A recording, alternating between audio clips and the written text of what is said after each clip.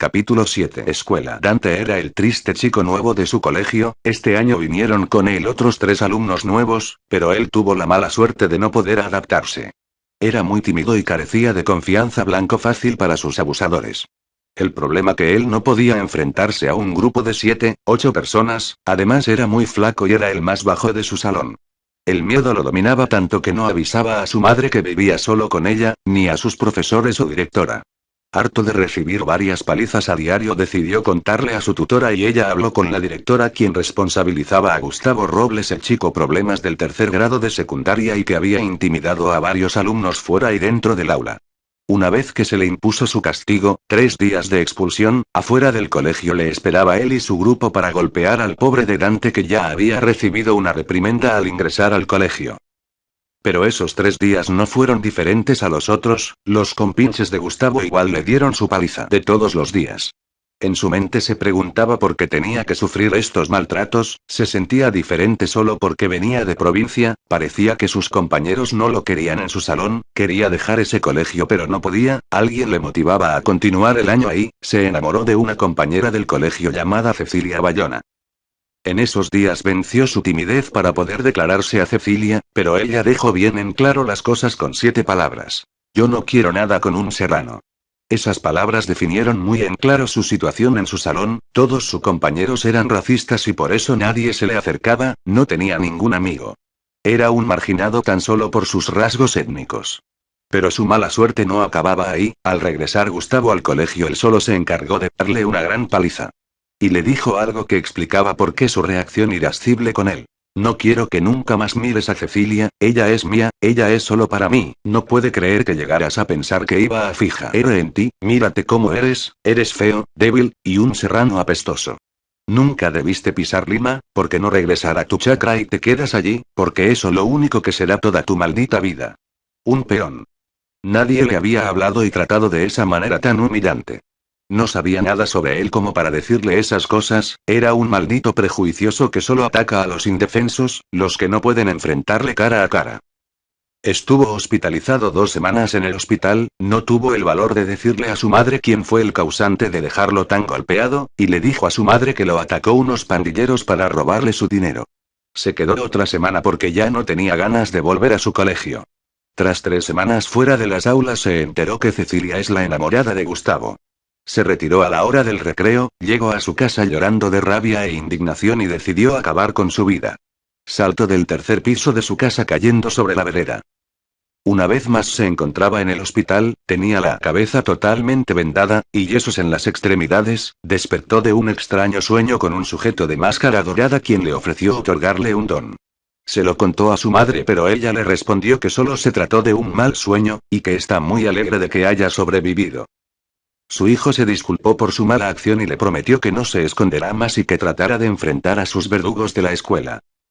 Curiosamente, ese día que regresó de la escuela después de 3 semanas, sus compañeros no le hicieron bullying, no se atrevió a ver la cara de Cecilia, podría ver a leguas, estaba muy feliz con Gustavo oyendo sus conversaciones. En el recreo ellos 2 eran los únicos que se encontraban en el salón, mientras que los otros salían al patio. Su corazón estaba devastado, con su autoestima por los suelos ahora sí creía que nada puede empeorar esto. Esa misma noche que no podía conciliar el sueño porque no podía olvidar a Cecilia, odiaba que haya elegido a Gustavo como su enamorado. En ese momento le vino una rara idea a la cabeza. ¿Cómo me gustaría estar en el cuarto de Cecilia? Y de repente se esfumó de su cuarto y estuvo en otro con peluches, las paredes rosado, y 2 enormes espejos. No tenía la mínima idea de cómo llegó allí de la nada. A su costado estaba durmiendo una chica, la vio más de cerca y no podía creerlo, era Cecilia. Llegó a la casa de Cecilia con tan solo pensarlo, pero de pronto ella empezó a abrir los ojos y cuando vio a Dante gritó con todas sus fuerzas: quiero volver a casa, quiero volver a casa.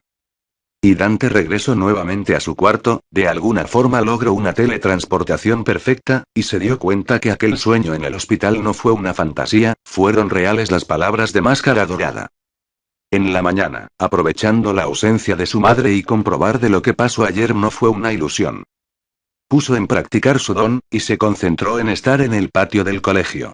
Y claro que resultó, pero había algunas personas cercas como el persona L de limpieza y el portero, se ocultó para no ser sorprendido y tal como lo hizo anoche se concentró en regresar a casa y se encontraba ahí nuevamente. Cayó al suelo de la emoción y empezó a reírse de la emoción, estaba fascinada con tal habilidad sobrehumana que no podía creerlo, pero debería tener mucho cuidado en teletransportarse en un lugar deshabitado, no podía arriesgarse a que lo descubrieran. Realizó otra prueba más, trato de llegar a su tierra natal en Huancayo, desapareció unos segundos y volvió al mismo lugar pero esta vez muy agotado. Cielos, este poder tiene sus límites. Se dijo a sí mismo. Esa tarde en el colegio, Cecilia conversando con sus amigas se encontraba algo pálida y muy asustada, oyó un poco de lo que hablaban.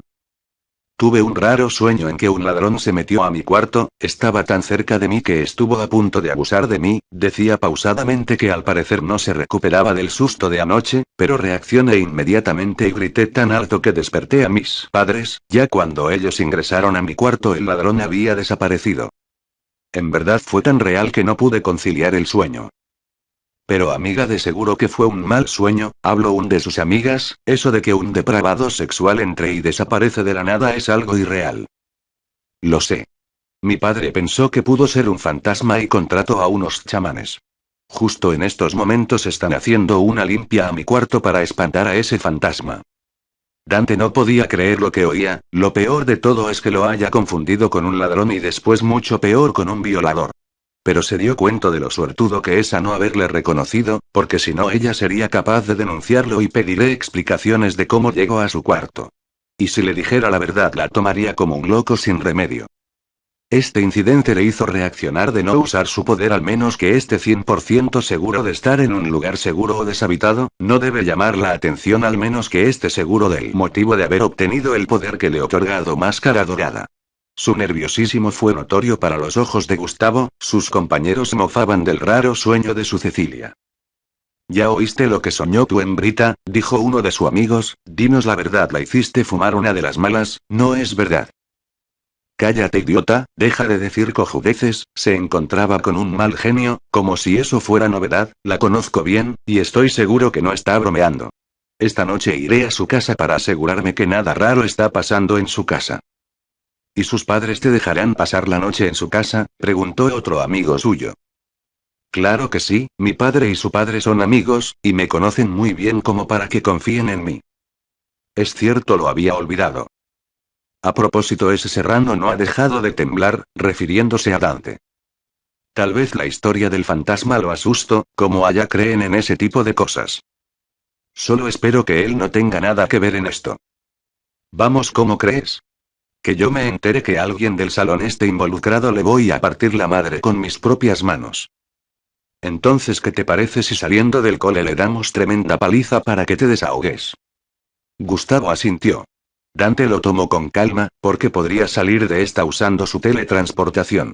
En la hora de salida corrió rápidamente al baño. Gustavo y sus compañeros lo vieron escondiéndose en los servicios higiénicos, así que encargó a uno de sus amigos ir tras él y asegurarse de traerlo afuera del colegio. El que se encargó de llevarlo afuera no encontró a Dante, pero sin percatarse él apareció detrás de él y salió por la puerta. Trató de alcanzarlo pero no lo logró, se dirigió directamente al portón, los otros cómplices lo estaban esperando, quienes corrieron a toda marcha para alcanzarlo. Cuando trató de apartarlos de vista cruzando por la esquina, lo perdieron, formaron dos equipos dando vueltas por ambas partes laterales de la calle pero no lo lograron y Gustavo se enfureció tanto que tiró su mochila al suelo. Dante estaba sano y salvo en su casa, su plan había resultado, nunca más volverá a tener problemas con Gustavo y sus matones usando idóneamente su teletransportación. Mayormente en las noches se queda solo en casa, su madre trabaja hasta muy tarde. Pronto él también deberá trabajar, su madre le dijo que va a vender emoliente cerca del mercado. Dante no tenía ninguna objeción porque allá en Huancayo hacía casi lo mismo, antes de la muerte de su padre le ayudaba a vender emoliente. Seguro le traerá mucha nostalgia cuando ocupe ese puesto. Hace un año que su padre murió cuando viajaba a Cusco, el bus cayó a un abismo, de los 45 pasajeros solo 26 sobrevivieron. Se preguntaba a veces si un poco más de la mitad sobrevivió. ¿Por qué tuvo que ser mi padre? Porque a mí, su madre siempre reclamaba justicia. A la empresa de transportes le dieron una indemnización que no fue suficiente. Cansada de tantos atropellos decidió irse a vivir a Lima, por una mejor vida, un vano sueño efímero. Dante decidió caminar un poco para despejar un poco su mente. Eran 10 para las 11, y su madre aún no llegaba. Generalmente ella viene 10, 10:30. Le preocupaba que aún no llegara. Camino dio una gran vuelta por toda la manzana. Le habrá tomado unos 15 minutos. Era momento de regresar a casa, pero cuando estaba a punto de abrir la puerta, escucha un gran ruido. Se dirigió donde se produjo el estruendoso sonido. Era un automóvil grande que se había dado un volantín cerca de un puente. Otro automóvil se detuvo y no fue exactamente para auxiliarlos. Eran unos matones que vaciaron gasolina a todo el carro y se alejaron rápidamente de allí porque pronto iba a estallar. Algunos vecinos se acercaban al siniestro suceso. Dante no lo pensó dos veces. Se usó la teletransportación para sacar a los pasajeros del vehículo y para su sorpresa era nada más que Cecilia y un hombre mayor al volante. Se trataría de su padre. Los sacó a ambos. Después de unos cuantos segundos explotó el automóvil. Los apartó a varios metros del estallido. Por unos breves instantes Cecilia abrió sus ojos y los cerró. Dante se puso a pensar de que cuando despierten ellos se preguntaran cómo lograron escapar. Era incuestionable responder eso, y salió huyendo de la escena antes que algunos vecinos se dieran cuenta de él.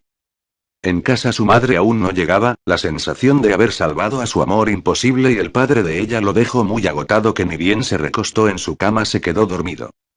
Cuando despierta su madre se encontraba en su cama. Debió haber llegado muy tarde. Se preparó su desayuno y prendió el televisor. El milagro de haber sobrevivido. Cecilia y su padre apareció en las noticias. Escucho con detalles.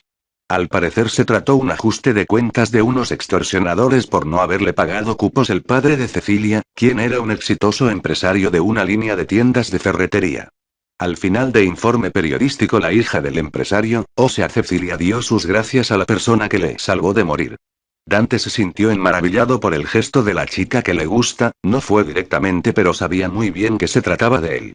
Apagó el televisor y empezó el día con un gran ánimo. Una hora después su madre despertó. Le dijo que tuvo que quedarse hasta muy tarde en su trabajo, pero lo bueno fue le dieron el día libre.